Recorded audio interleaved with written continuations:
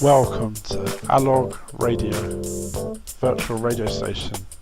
Today I'll be reading from the book titled Unbelievable: The Bizarre World of Coincidences by Jenny Crompton. And it's a book about stories that are unbelievable, that there's so many coincidences involved. So here's the first one. In 1979, the German equivalent of Reader's Digest, Das Beste, invited readers to send us in strange but true stories from their own lives. The winner was Walter Kellner from Munich, who related the story of a doomed flight he made from Sardinia to Sicily in a Cessna 421. His engine malfunctioned and he was forced to crash land. When the story was published in the magazine, however, editors received an angry letter from another Walter Kellner. This one was from Austria, who claimed that the competition winner had plagiarized his story and stolen his name. He insisted that it was he who had crash-landed a Cessna 421 between Sicily and Sardinia.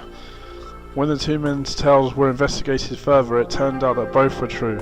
So there was two people, and they both crash-landed their Cessna, and they were both called Walter Kellner, and it was in the same region, in the same flight path, and in the same plane. So that's a coincidence. It reminds me of a similar story, not similar, where there was, the creator of Family Guy, the animation. Well, he had a ticket on the doomed flight of the World Trade Center planes, one of the planes that crashed, that was taken over by terrorists, and he actually missed the flight, and he was very lucky because he was late. At the time, we didn't think he was late, and he missed the flight. At the time, he didn't feel lucky, obviously, because he had to pay more money, because he missed the flight. But if he was on time, he would have been dead. So that being late saved his life. So that's very lucky of him.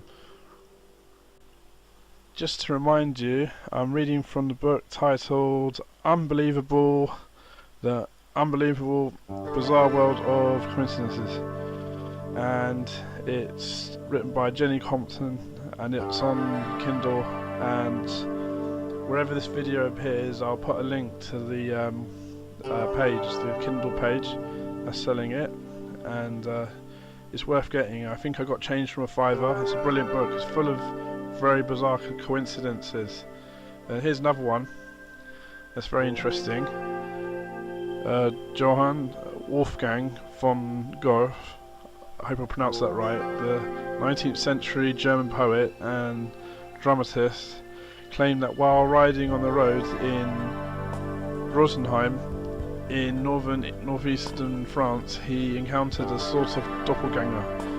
Goethe said that he passed a man on the road riding in the other direction, and the resemblance was uncanny, except that the other gent was wearing a grey suit with gold trim, an outfit Goethe had never himself worn.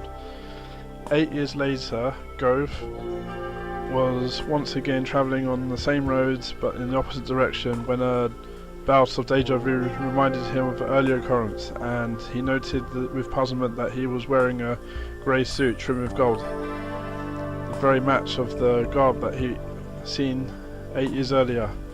So what happened was he passed a guy on the road that looked just like him, but he was wearing a grey suit, and then 8 years later he had a grey suit, and he walked past the road, and then the other guy was wearing his clothes, and older clothes, and then looked at him. So and he was wearing the grey suit that he saw. So that's a coincidence. It's quite a good book. There is also the story of the lady that lost her ring. Rings come up very often in coincidence stories. She lost her wedding ring. It was gold, and it was very expensive. She lost it. It was in 1995, and what happened was she was preparing food and it went missing. And then 16 years later, she found it in her garden, and it was a carrot. She pulled out a carrot, and it had the wedding ring. The carrot was wearing the wedding ring, so it was wedged inside a carrot, as if it had grown in there, and then it would thickened out, and then it just looked like it had been stuck in between the ring. So what must have happened was it was swept up with the peelings, and they made compost with it, and then it was buried, and then the roots of the carrot, well, carrot is a root vegetable, grew through the ring, and it took 16 years to happen actually. So it was sitting in this compost heap for 16 years, and then the carrot root grew through the ring and got trapped in the ring and grew around it as it would. Quite an interesting story. The book goes on to say of a story in 1992 of a novelist who wrote a manuscript, wrote the book, and she sent it off to a publisher in Notting Hill. She was from Notting Hill. She sent it off to a publisher, and she found the papers of the book thrown all over her garden one weekend, and she thought that it was like a rude rejection, so she called the lady up to confront her, saying how rude it was. And then she found out that the publisher was in a restaurant, and what had happened was someone had stolen her bag while she was in the restaurant, and the thief had thrown out all the things in the bag he didn't find useful, so he discarded the paper, everything in the bag, and amongst the things in the bag was her novel. And so what had happened is the novel had been thrown, and it happened to be passing her garden when he discarded it, and it landed in her own backyard. Sounds a bit fishy to me, but this is what happened according to this book.